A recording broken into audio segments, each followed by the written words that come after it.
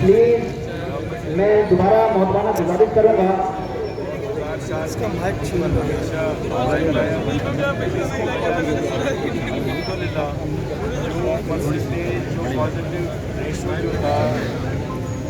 یہ لوگ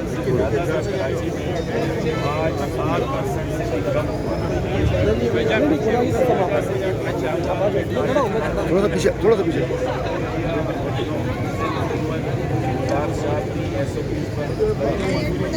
ویکسینیشن کی بہت بڑی تعداد صاحب سے میری کبھی بات انہوں نے مجھے یہاں تک بھیجا کہ آپ سب سے یہ وعدہ بھی کریں کہ پیر والے دن جو ہماری میٹنگ اس میں یہ چیزیں رکھیں گے اور انشاءاللہ جو مطالبات ہیں ہمارے سب دوستوں کے ان پر عمل کرائیں گے. میں نے آگے گزارش کی ہے جس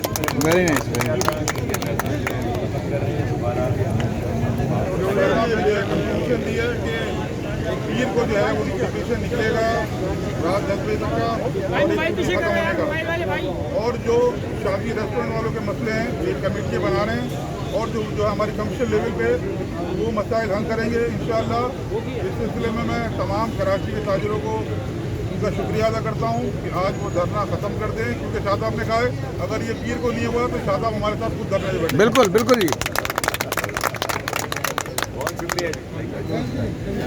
محمد السلام علیکم جی. میں آپ موبائل نہیں نکالوں ایسوسیشن صدور ہیں عہدیدار ہیں اور آپ سب لوگ جو بھی سپورٹ میں یہاں پہ ہیں اس بارش میں ان ساری تکالیف کے باوجود ہمیں مکمل طور پر احساس ہے آپ کی تکالیف کا اور ظاہر ہے اسی وجہ سے آپ سب لوگ یہاں پہ موجود ہیں.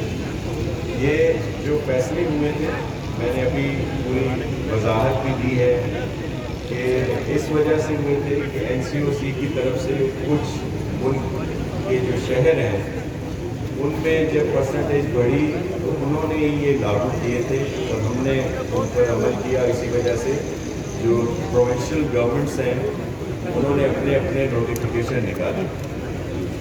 تو صرف بس یہ ہے کہ اب آپ سب کی سپورٹ سے جو ایس او پیز پر آپ نے عمل کیا یا جو سندھ حکومت کی گزارشات تھی ان پر آپ نے عمل کیا تو 25% سے جو ریشو ہے وہ کراچی کا اب 7% سے بھی کم ہوا ہے جو آج